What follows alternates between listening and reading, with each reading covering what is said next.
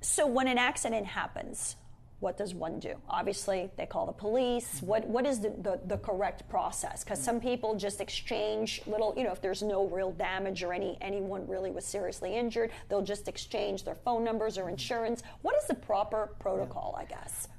Let me say this. Two of the most important things you can do if you're in an accident is, number one, take pictures. Today, everybody has a smartphone. Everybody has, my child has a smartphone. Right. A picture is worth 1,000 words. And so often down the road, the other party will say, oh, that's not how it happened. I didn't run into him. There wasn't that much damage to the car. So immediately take pictures.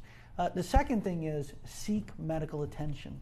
You have to go to the doctor as soon as possible. Okay. A lot of people like to tough it out and say, I'm going to tough it out. And unfortunately, when they wait 2 or 3 days to go to the doctor, that delay all of a sudden becomes a question that the insurance company says, well, why did you wait so long to go to the doctor? Okay. You ran into a lawyer who said you could make money on it. When the reality is a lot of people that we represent were hurt at the scene. Right. And so we think it's very important, number one, take the pictures. Number two, go to a doctor. Go to the urgent care. There's an urgent care in every neighborhood these days. Absolutely. And get that documentation that you bruise your shoulder, you bruise your knee, whiplash, you hurt your neck. Okay. So that's very important.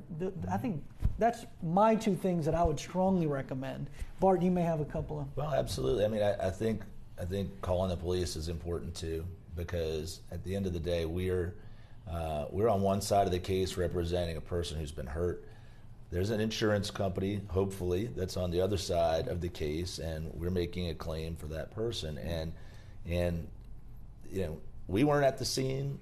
The insurance adjuster wasn't at the scene. Right. The insurance lawyer wasn't at the scene, and frankly, the judge or the jury weren't at the scene. So a picture is worth 1,000 words, like he's saying.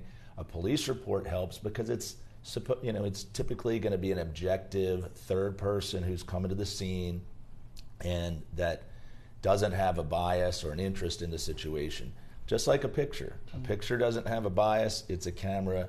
It's 1,000 words can be all considered bias, but the police report really helps where the vehicles were lined up. That's another one. And I don't want to affect traffic flow too badly here, but don't be too hasty to move your vehicle if the other person is disputing what happened. Okay. Certainly take a picture before you move your vehicle, because the placement of those vehicles may be important. If it's a side swipe, okay, somebody's in the left lane, somebody's in the right lane. When you pull those two cars over, you got one car with damage on the passenger side and one on the driver's side. How do you know who rode into who?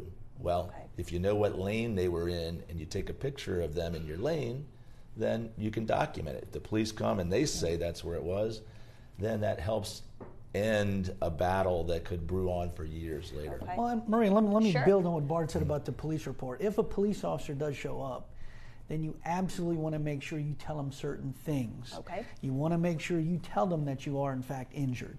Because I can't tell you how many police reports we've looked at where it says, no injury complained of. Okay. Refuse EMS treatment, ambulance treatment. So even though you're refusing for an ambulance to come, it's still important to say, look, I don't need an ambulance, but by the way, I took a hard blow, my neck is hurting, Right. I feel some pain in this part of my body. I think that's Right. important to document that, to have that in the record, so to speak. Okay.